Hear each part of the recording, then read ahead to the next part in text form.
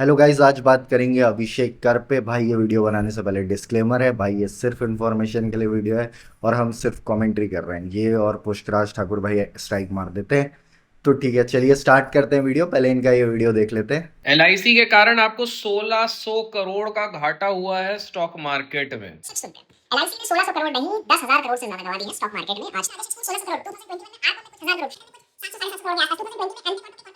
आप कुछ हजार करोड़ 700 करोड़ के आसपास 2020 में कुछ 400 करोड़ 2021 में ये कि मैक्स स्कैम करने वाली कंपनियों में इनका पैसा कैसे डल जाता है, किसी का डले ना डले। तो इस वीडियो में भाई साहब बोल रहे हैं कि एलआईसी ही सारे स्कैम का पार्ट क्यों होता है।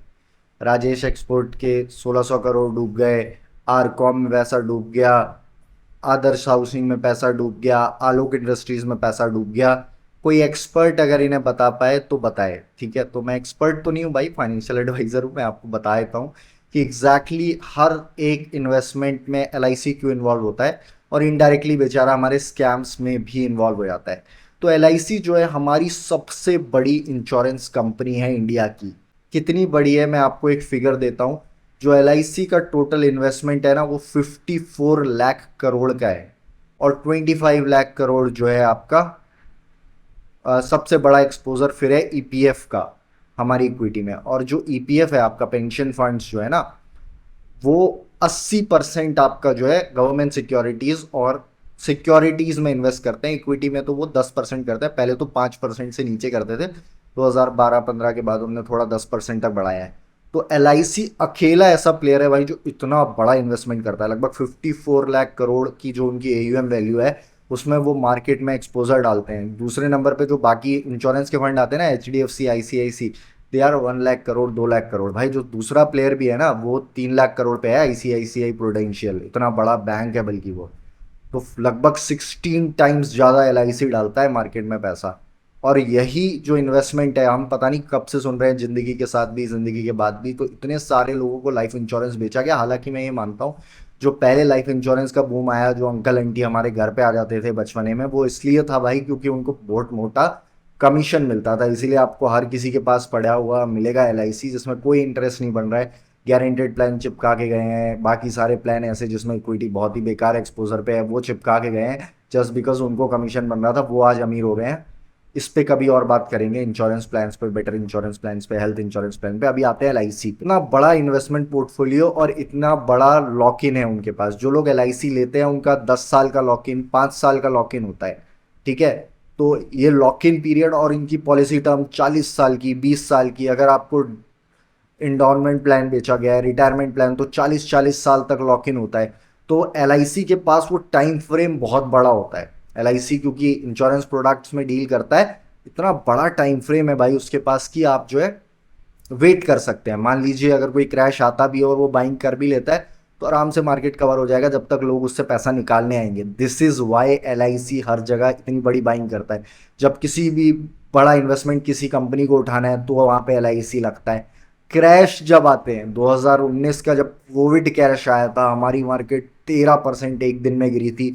उस टाइम पर भी एलआईसी लगातार बाइंग कर रही थी, बाइंग कर रही थी, बाइंग कर रही थी। अब देखो, डायरेक्ट तो ऐसा नहीं बोलती गवर्नमेंट की एलआईसी हमारे बिहाफ में कर रही है।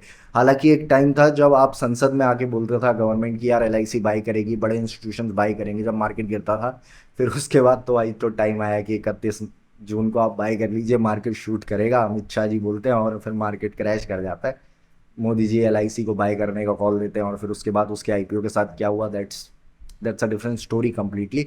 अब तो वो हाल नहीं है, बट एक टाइम पे जब गवर्नमेंट अकाउंटेबल हुआ करती थी, तो ऐसा होता था कि संसद पे आके गवर्नमेंट बोलती थी कि हाँ भाई हम बाइंग कर रहे हैं, हमारे इंस्टीट्यूशंस बाइंग कर रहे हैं। तब अकाउंटेबिलिटी थी, अब नहीं है सैडली।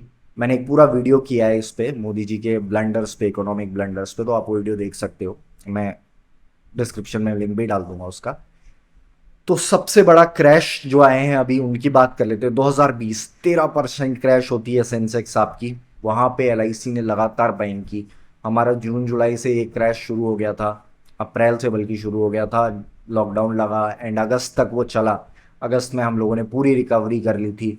उस टाइम फ्रेम में H C L tech, H D F C bank, Hindustan Unilever, सब में एलआईसी की बाइंग हो रही थी। जब एलआईसी बाइंग करता है तो कम से कम जो बड़े इंस्टीट्यूशन आउटफ्लो कर रहा होता है पैसा, वो पैसा रुकता है, एटलीस्ट उसके अगेंस्ट में कुछ आता है, वरना हमारा मार्केट पूरी तरीके से क्रम्बल कर जाए।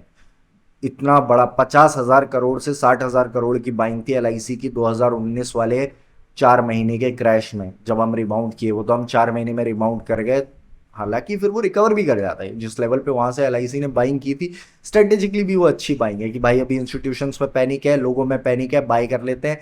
हमारा तो वैसे भी 20 साल 30 साल बाद लोग पैसा निकालने आने वाले हैं, तो आराम से फायदा होगा। अब देखो, इनडायरेक्टली जो LIC है ना, उसके बोर्ड में जो मेंबर्स होते हैं, चेयरमैन होते हैं, वो सारी गवर्नमेंट इलेक्ट करती है। IRDAI जो हमारी इंश्योरेंस रेगुलेटरी बॉडी है, वो भी गवर्नमेंट रेगुलेट करती है, बट कहने को वो एक इंडिपेंडेंट है, बोलते हैं, ठीक है, आउट ऑफ द बॉक्स सब ये बोलते हैं कि भाई ठीक है, ये इंडिपेंडेंट ऑर्गेनाइजेशन है, सारा कुछ। फिर जब आपका IDBI बैंक क्रैश हुआ था 50% से ज़्यादा, बल्कि उस टाइम पे अलाउ भी नहीं होता था, उस वक्त सिर्फ 15% अलाउ था किसी भी इंश्योरेंस फंड को अपनी होल्डिंग किसी एक कंपनी में 15% से ज़्यादा बढ़ाना अलाउ ही नहीं था।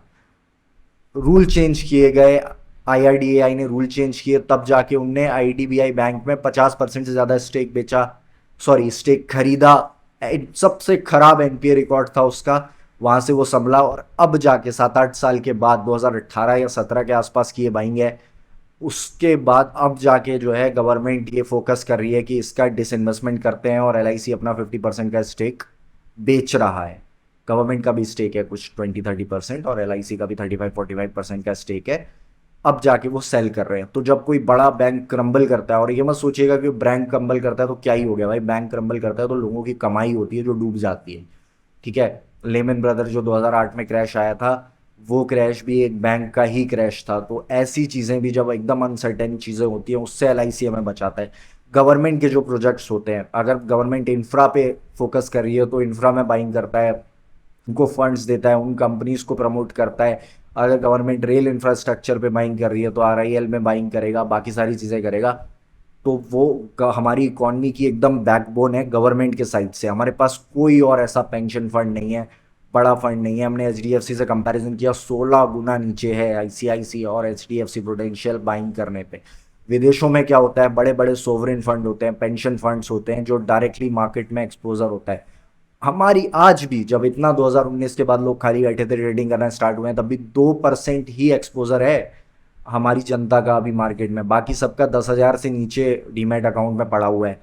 बाहर 50%, 100% जनता जो होती है अमेरिका में, कनाडा में मार्केट में इन्वेस्ट करती है, और उनके जो पेंशन फंड्स होते हैं, सोवरेन फंड्स, वो ट्रिलियंस में बाइंग करते हैं। वो हमारे मार्केट से जब एग्जिट करते हैं तो हमारी मार्केट क्रैश करती है, बिकॉज उनका 100% एक्सपोजर इक्विटी में होता है। वो दूसरी जगह पे भी जाके बाइंग करते हैं। हमारा AI का एकदम बुरा हाल है, हमारा IT क्रैश कर रहा है, क्रम्बल कर रहा है। आप स्विट्जरलैंड में देखिए, वहाँ कोई IT कंपनी नहीं है, पर वे फंड इतने स्ट्रांग है, वो IT कंपनीज पे पैसा लगा के रखते हैं, स्टेक खरीद के रखते हैं, बट हमारा ऐसा कुछ है ही नहीं। तो ये भाई हमारी फंडामेंटल गलती है। LIC को बाइंग इसलिए करनी पड़ती है, हमारे पास कोई और अल्टरनेटिव नहीं है। जो सबसे बेस्ट अल्टरनेटिव है 25 लाख करोड़ के फंड के साथ EPS, उसमें सिर्फ 4 से 5% का इक्विटी होल्डिंग है, क्योंकि हमारे वहाँ मार्केट को सट्टा मानते हैं, और गवर्नमेंट चाहती है कि बुढ़ापे में किसी को रिस्क ना हो। अगर डाल देगी गवर्नमेंट ज़्यादा तो लोग सड़कों पे आ जाएंगे, क्योंकि लोगों को भी लगता है कि मार्केट भाई सट्टा है। एक और बात कर लेता हूँ LIC की इम्पोर्टेंस। आपका 2008 का जब क्रैश आया था ना भाई, सब कुछ क्रम्बल कर गया था, सब कुछ 50% से मार्केट क्रैश कर गई थी, ठीक है, उस पीरियड में। उस टाइम पे भी LIC ने आपको फ्लोर दिया। FIIs बेचते हैं, बेचने के बाद खरीदते हैं। तो अगर मान लो कोई एक स्टॉक 40% गिर रहा है ना, और अगर लोअर सर्किट पे लोअर सर्किट लगता चला गया और उस वजह से सेलिंग आई, और LIC ने सोक नहीं किया, वो बाइंग नहीं की, तो 40 टूट रहा था ना, तो 60 टूटेगा, क्योंकि सब जगह पे लोअर सर्किट एग्जिट होगा ही नहीं, किसी का एग्जिट नहीं हो पाएगा। तो जहां 10% पे रुकने वाला था स्टॉक, वो 20% पे रुकेगा। तो वो फ्लोर देता है LIC कि हाँ ठीक है, मैं बाइंग कर रहा हूँ, तो स्टेबल होकर जिसको निकलना है निकल जाओ, बिना पैनिक के धीरे धीरे निकलो, मैं धीरे धीरे बाइंग करूंगा। अगर मैं रिलायंस का एग्जांपल लूँ, तो रिलायंस का 3% था स्टेक 2008 के क्राइसिस के स्टार्ट होने पे।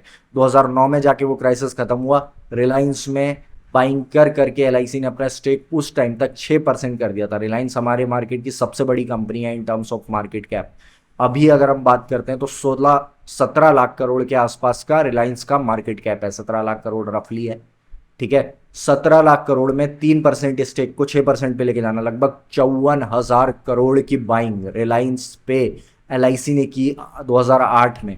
ठीक है उस टाइम पे मार्केट कैप छोटा रहा होगा, बट मैं आपको रेफरेंस दे रहा हूँ कि इतनी बड़ी बाइंग की ताकि हमारा मार्केट क्रम्बल ना करे। हालांकि और रीज़न भी थे, 2008 में गवर्नमेंट ने मेजर लिए थे, इसीलिए अब मैं बहुत डर जाता हूँ भाई जब आरबीआई एकदम गवर्नमेंट वाली लैंग्वेज बोलती है ना कि कोई पंगा नहीं है। उस टाइम पे आरबीआई को पता था भाई कि क्रैशेस आने वाले हैं। उनने होम लोन्स पे जो है पेपर्स बढ़ा दिए थे कि ठीक है होम लोन, ताकि बैंक मना ना करे सीधा बट देना। और भी बहुत सारे मेजर्स लिए थे उस टाइम पे आरबीआई ने और हमारी गवर्नमेंट ने।